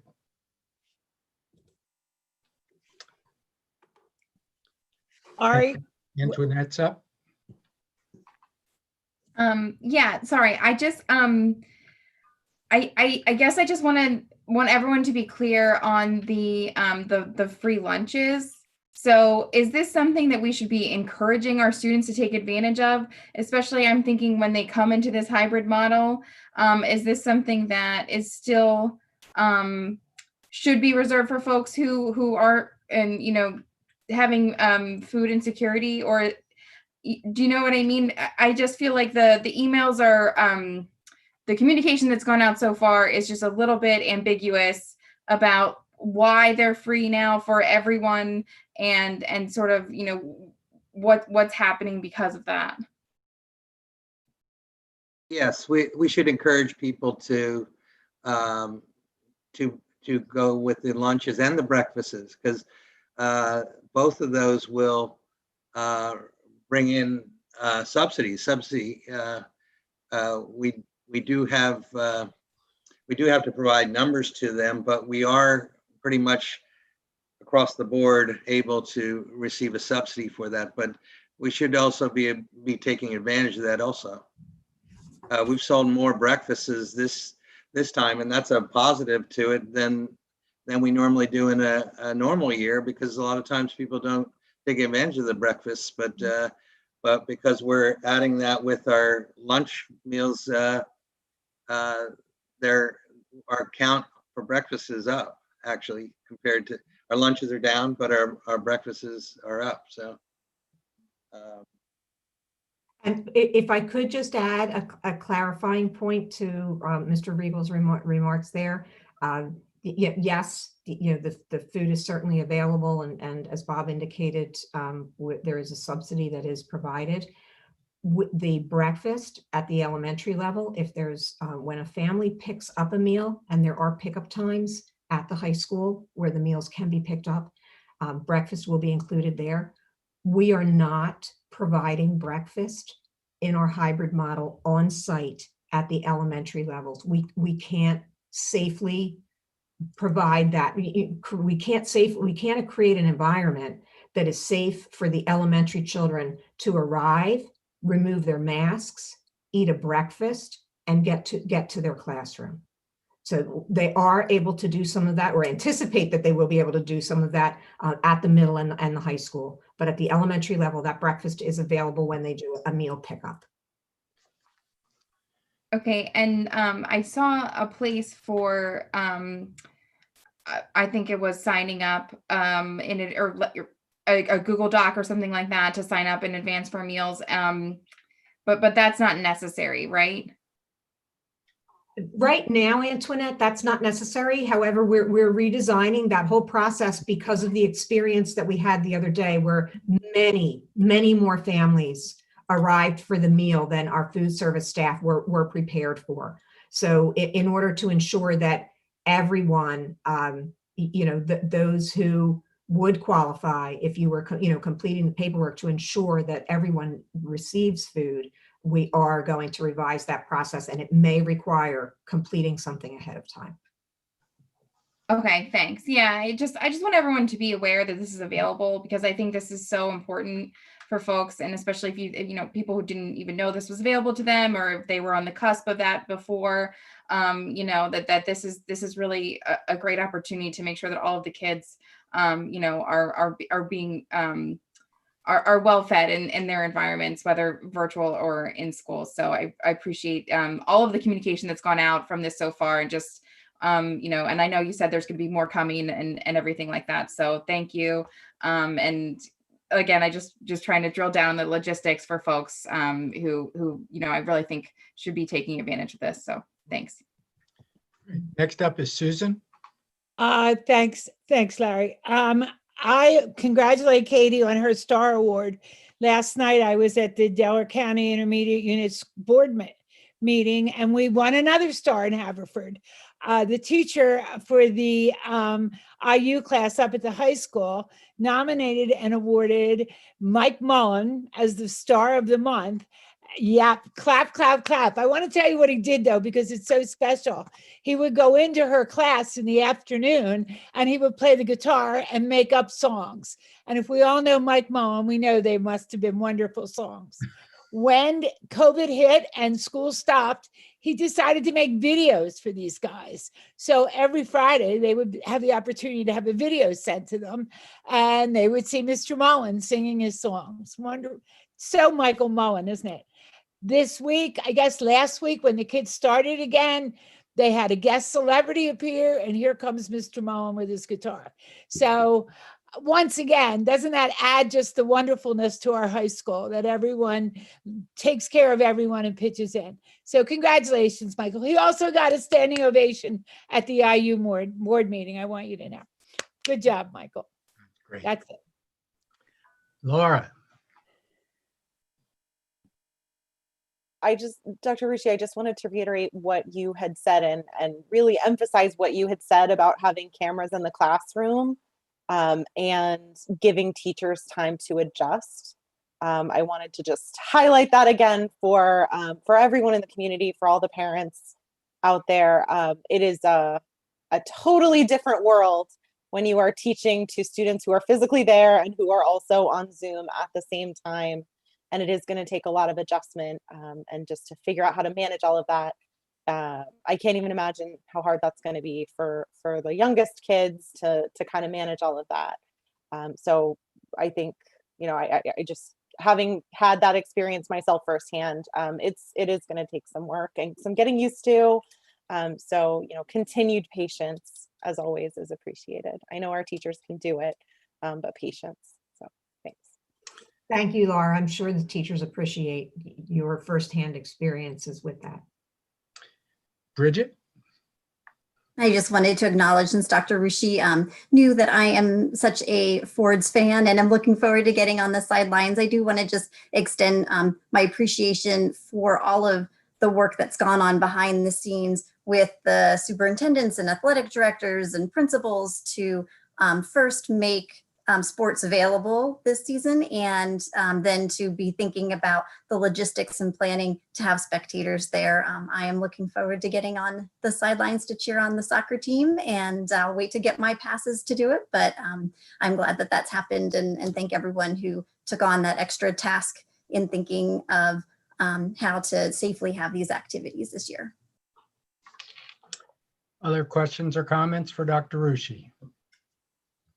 If I might add, I had an opportunity the first day of school to run by Chestnut Wald at about the time that the kids were getting out of school, and it was great to hear those sounds again. And I saw Joel DiBartolomeo, the principal, and he was charged up. I said, how did it go? He said it was great. And I think you had mentioned that the principals were really looking forward to this, and that was evident. So that was great to see. The other thing I'd like to mention is we talked a little bit about the food distribution. And our public schools, besides our core mission of educating kids, we've always provided a wide range of other services in our communities. In speaking with other school districts over the last 6 months, districts that are not as well off as we are have been providing tens of thousands of meals to their communities. The numbers are staggering. And the other thing that I've just been made aware of this week, apparently the superintendents have been told that they can expect to be virus pods when there's something to administer. The schools are going to be the place for distribution. And it reminded me of going to the gym when I was 6 years old for polio vaccine at my local public school. So it's another thing that schools just do. So I think sometimes people take it for granted. Public schools do many things, and most of them we do pretty well. Sounds like we're going to dominate the virus as well. We hope so. Enforcer. Next item on the agenda is for information purposes only, the secretary to submit for insertion into the minutes the proof of publication regarding the special school board meeting that was scheduled for September 24th, 2020. With that, I'll accept a motion to approve disbursements from the general fund as listed. Fleischer moves. Crispin second. Moved and second, any discussion? All in favor? Aye. Aye. Any opposed? Motion carries. I'll accept a motion to approve the request to transfer $300,000 from the general fund balance unreserved to the general fund balance committed for food services. Read it. Moved and second. Bob, this a roll call vote? You're muted. We can make it a roll call vote if you want. Is it I mean, required? Can you hear me? Yep. Okay. Dr. Crispin, Yes. Mr. Fleischer, Yes. Ms. Larson, Yes. Ms. Minji, Yes. Mr. Cinto, Yes. Mr. Schwartz, Yes. Ms. Snodgrass. Ms. Snodgrass, Sorry. Yes. Ms. Wiedemann, Yes. Mr. Feinberg. Yes, thank you, Bob. Okay. Next item on our agenda, I'll accept a motion to accept the recommendations of the new Linwood Elementary School project architect, KCBA and Associates, Inc., and owner's representative, CB Development Services, Inc., and authorize change orders as listed. Bruce moved. Wiedemann second. Moved in second. Any discussion? All in favor? Aye. Aye. Any opposed? Motion carries. I'll accept a motion to accept the resignations as listed. Snodgrass moved. Minji second. Moved in second. Any discussion? All in favor? Aye. Aye. Any opposed? Motion carries. Mr. Parker, question for you. Can I do these appointments as one group, or do I need to break them into categories? You may, Mr. President, unless any of the board members wishes to separate them. Yes. Okay. I'll accept a motion to accept the appointments as listed. Minji move. Bruce second. Moved in second. Any discussion? I just wanted to say that I'm glad to see that we're bringing back some of these furloughed workers. So thank you. I think everybody shares your sentiment there. It's great to be able to do that. And thank you to the workers for coming back. Amen. And we expect to bring another list to you at the next board meeting. So we're in favor of that, obviously, and looking to do that as soon as we can. That's All in great to favor? hear. Good news. All in favor? Aye. Aye. Aye. Any opposed? Motion carries. I'll accept the motion to approve the following educational contract for a student attending an out-of-district placement for the 2020-2021 school year. Larson moved. Crispin second. Moved in second. Any discussion? All in favor? Aye. Aye. Any opposed? Motion carries. I'll accept a motion to approve the educational service contracts for services provided to students and/or staff for the 2020-2021 school year as listed. Crispin move. Fleischer second. Moved and second. Any discussion? For the services that are being provided, I'm assuming these in person or tele service? Or So a when combination of those? it's Nicole, hi. When we're back in person, they'll be in person. When we're not in person, they're telepractice. And when these practitioners are in person with our students, they're required to follow all of our safety protocols, correct? Yeah, they have to abide by our health and safety plan. Okay, great. Thank you. All in favor? Aye. Aye. Any opposed? Motion carries. Next item on our agenda. I'll accept the motion to authorize the board secretary to cast an affirmative vote for the following candidates for the offices of the Pennsylvania School Boards Association. And if I might just take a second here. The president-elect, there's only one person running, David Hine. I know him well. He's with the Parkland School District, and he's a solid citizen and a good man. For vice president, there's two candidates. So that's the only real choice we have here. And I served on the PSBA Board of Directors with Daniel O'Keefe for about 3 years. He's passionate about public education, gets the big picture, but he also has the kind of attention to detail that our Vice President, Bridget Wiedemann, has. So I would give him a hearty recommendation and hope that you would agree with that. The treasurer, Michael Gossard from Cumberland Valley, I overlapped with him for about a year on the PSBA board. He's a good guy and knows his business.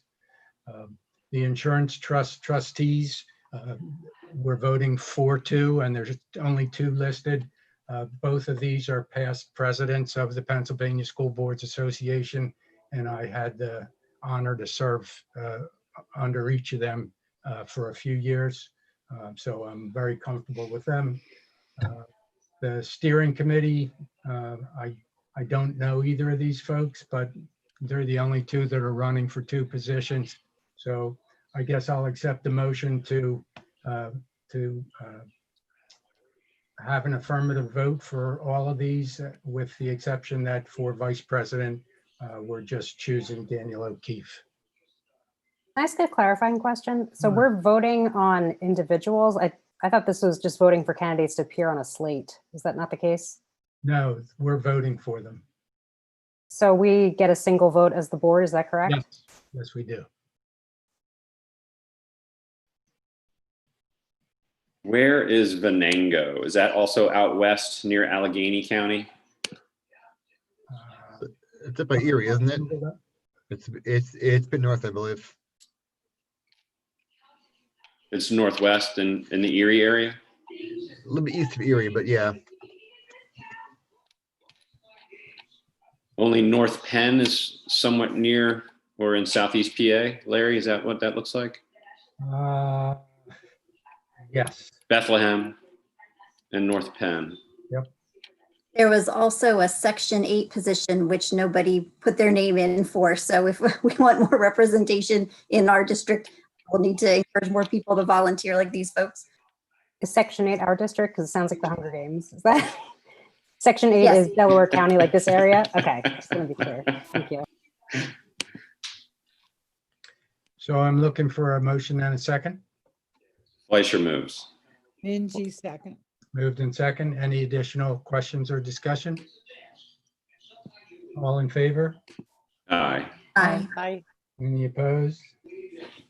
Motion carries. Board reports. Ari. I also had an opportunity to be out on the roads and see one of our schools in action this week. I couldn't have been happier to sit in a little bit more traffic and see some more buses out there. So the silver lining to that was seeing students in masks and teachers in masks and shields outside enjoying some fresh air while under the responsibility and tutelage of the teachers at Chestnut Wald. Lots of smiles. And as Dr. Rushi mentioned earlier, she promised the community flexibility in her administration and the district's ability to revise if necessary. And so I think that flexibility is something that the community also should endeavor to achieve as we move more students into hybrid at the middle and the high school. Thanks, Larry. You bet. Antoinette? Yeah, a couple things. So I just want to say congratulations to all of the teachers and the staff so far. I think virtual learning has been the best that it can be. And I know it's an individual for everyone, but you can just see the time that they all put into this, to making the past month, over a month of virtual learning, really go as well as it can. And so congratulations to the teachers and to the staff that made that happen. And as we move into this hybrid, I think the same thing is going to happen. And the teachers are working really hard. I know how hard, Dr. Rushi and her team are working to make this hybrid model work as well. So thank you for all of the effort going into that. I had the opportunity to go to PSBA Advocacy Day today, which Larry is very familiar with, and I'm sure he'll go over more. And Bridget and Laura were there too. And so that was really, it was a really great experience, something that I'm finding some experiences I'm getting more of because of COVID, and, having an infant at home, I probably wouldn't have been able to go otherwise if it were in Harrisburg. And so it was great to meet with our legislators today to let them know what's going on in our schools. And Dr. Rushi gave a really powerful presentation of what it's like to have boots on the ground in this time, not only pandemic wise, but also school funding, charter reform, those sorts of things that are constantly on the plate, and really trying to push our legislators forward. So I really appreciated that opportunity. And lastly, I would just wanted to let everyone know that you can still register to vote. And so we have an election this year. I don't know if anyone knew. Pennsylvania might be important. So your voice really matters in this election. So please go out and register to vote and vote November 3rd. So thanks. Thank you, Antoinette. Dave? Just a big thanks to all teachers and staff and administration for gearing up for hybrid. My daughter's looking forward to heading into school next Tuesday. I'm sure a lot of people are in the same boat. But other than that, no report. Everybody has a great weekend. Great, thanks, Dave. Kristen? Just wanted to echo what others have said, thanking our staff, our teachers, students, and families for coming together and helping us, move into this hybrid situation. And there's been a lot of talk like, oh, we'll only do this for 2 weeks and it's going to fall apart again. Let's stay positive. Let's follow all the protocols and let's make this work. It's so nice to see buses going through the neighborhood again. It almost feels like things are normal. And I back up to the high school field. So I'm looking forward to hearing the sound of games and fans being out there again, because it's been kind of an eerie fall with all the silence. So yeah, just glad we're getting back to some normalcy. And thank you for all your hard work in orchestrating this entire thing, Dr. Rushi. Thanks, Kristen. Laura? Yeah, I was excited to be part of Advocacy Day again. And I echo what Antoinette said. It's actually a really nice opportunity that it is virtual. It's a silver lining because I was teaching today, so I wouldn't have been able to cancel class and go to Harrisburg. But I was able to squeeze a meeting in between classes. So that was really nice. And I know that the representatives that we met with today are all very, very big advocates in Harrisburg for public education. So it was good to be able to talk with them. Next week is the PSBA conference. So I'm planning on attending as much of that as possible. And again, it's it's unfortunate that it's virtual because it would have been nice to be in, there and meeting people in person and all of that. But at the same time, it's nice because I probably would have been able to go. So there's that. Larry, I did have a question. I know that Equity, I'm going to get the name wrong. Is it the Equity Summit? Is that what it is? Yes. Okay. I don't think I'm going to be able to attend that, but I'm wondering, do you know if it's being recorded or parts of it are being recorded? Because I was really interested in some of it, but I'm just not going to be able to attend live. I'm not positive, but I believe it will be. Okay. Well, since you're my liaison or something for our section, would you mind asking and letting us know? We'll find out. And if Okay. I'm not Thanks. mistaken, I think Ms. Wiedemann is planning to attend. Okay. So she could Great. probably Thanks. Okay, wonderful. Yeah. And then the other thing I wanted to say, I'm really happy to see how different organizations have really pivoted and made the most of the situation given what it is. So the example I'm going to give you, the Linwood PTO, normally they do a trunk or treat. And this year they've pivoted. So they're doing like a decorate your yard for Halloween tour, I guess, of the Linwood catchment. So you can either decorate your house and participate, or you can just be a supporter, and they give you a map and you get to drive around and see all the houses decorated. And so we're looking forward to that. And it's just kind of neat to see how different groups have really pivoted and done the best they can do. And I think this is going to be really fun for my daughter and I. So I'm looking forward to it. So anyways, find out what your PTO or your local group is doing and support them. So thanks. That's it. Thank you, Laura. Sal? No report. Congratulations to our spectacular DCIU star student and teacher. That's a great accomplishment and honor. So congratulations. Thanks, Sal. Susan? I already gave my report. Thank you, Larry. Okay. Bridget? Yes, it seems like a few of us are in the Chestnut Wald area, but I live just down the street, and it has been so fun to see the kids and parents walking to school. They're masked up and excited, and to hear those kind of shrieks from the outdoor playtime that come into like my window when I'm trying to do a Zoom call is a great interruption to have again. I enjoyed participating in Advocacy Day. I know it's been talked a little bit about already, but it is such a nice opportunity, one, to really tell the story of what's going on in our districts. And Dr. Rushi represented superintendents and our district really well, and in letting folks, the legislative folks, know kind of the challenges that we're dealing with, but also elevating the conversation to one of equity within and across districts, and keeping that top of mind in these conversations about funding and access to resource and the ability to upgrade facilities and like the school lunches and transportation, and all these issues come down to equity and access issues. And I appreciate that lens and heartfelt approach to talking about the important work that we do.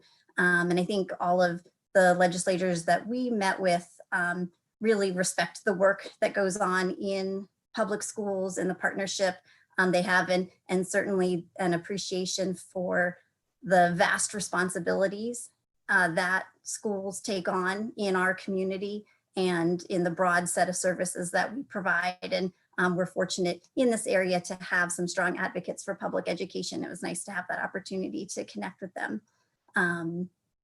And I will be going to the Equity Summit virtually next week. I think that's like 6 hours of programming one day, and then another day of the PSBA Summit spread out across an afternoon and a morning, some virtual opportunities to learn and connect with school districts and school board members, and some best practices on a whole range of topics. But I'd be happy to report back on the Equity Summit in particular. I think that will be useful for guiding or contributing to some of the work that we're undertaking with our equity task force and policy work that we've embarked on. Thanks, Bridget. We had, I guess, 170 school directors and superintendents that participated in PSBA's virtual advocacy day today, and it was great to have a strong turnout from Haverford. And as my board peers noted, Dr. Rushi really did a wonderful job making our legislators aware of the challenges and issues that we've been facing for the past 7 months. The first meeting that we had was with Senator Carney and his staff, and also staffers from Senator Anthony Williams' office and Senator Killian's office. There were about 27 people on that Zoom call. Senator Carney, I've had a chance to work with him quite a bit as the PSBA advocacy ambassador. I helped him tour all of his school districts over the last couple years as he was a new senator. And he's really a very strong advocate for public education. And I'm hoping that depending how the election goes in September, that maybe he'll turn up on the Senate Education Committee, but we'll see where that goes. Our second meeting was with both of our state representatives, Greg Vitale and Mike Zabel, and also Representative O'Mara, who has Marple and some other districts a little further west. All of these folks are very solid, reliable, longtime supporters of public education, and we don't take it for granted. And it was great to have an opportunity to let them know that. In terms of issues, we talked a lot about reopening challenges. We talked about charter school funding and cyber charter funding. We talked about graduation requirements and Keystone exams, and how crazy it is for us to be thinking about taking 3 weeks out of this year for standardized testing. We talked a little bit about limiting liability for school districts. We talked a bit about the state budget that will be coming, and that's going to be the most challenging budget that we've seen since the Corbett administration. I believe the state has a deficit of, I think it's $4.5 billion right now. And so it'll be very interesting to see what they end up doing in Harrisburg. And a lot of that's going to depend on the results of the election. So that gives me a hook to reinforce Antoinette's advice to vote. So please vote. And we also had a chance to talk about the voucher legislation, the latest run at voucher legislation, where there's folks that would like to use $500 million in federal CARES money to give $1,000 grants to private and parochial school students. Hopefully that won't go anywhere.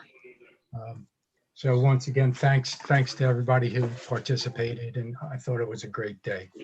Mr. Feinberg, Yep. if I may for a moment, I just want to ensure that the public is aware that and the board members who were in attendance today, I am sure will vouch for the respect that our legislators have for you and your advocacy for public education came through loud and clear, as it always does in such meetings. And they indicate how they know that they can reach out to you if there's a question about something that they have to make a decision around or a vote that they need to take, and they are curious about the impact that their vote will have on public education. And they've commented on how readily available you are and can provide them with information about how what they vote upon could potentially impact the children within all of our communities. So I just want to make sure that our members of Haverford Township are aware of the relationships that you have been able to forge forth and strengthen, and the benefit for not only Haverford Township, but for all the schools in our area. Thanks, Dr. Ritchie. Much obliged. The board met in executive session with special counsel on October 5th to discuss ongoing litigation matters. Our next regular public board meeting is scheduled to be held on October 22nd, 2020 via Zoom, same time, same place. And with that, unless anybody else has any other questions or comments, I'll see if I can find the gavel and accept the motion to adjourn. Moved. Second. Thanks, everybody. Have a good night. Good luck with the rest of the opening. It's great to see them back. We're looking forward to Monday. See you Tuesday. Good night. Have a Good good night. night.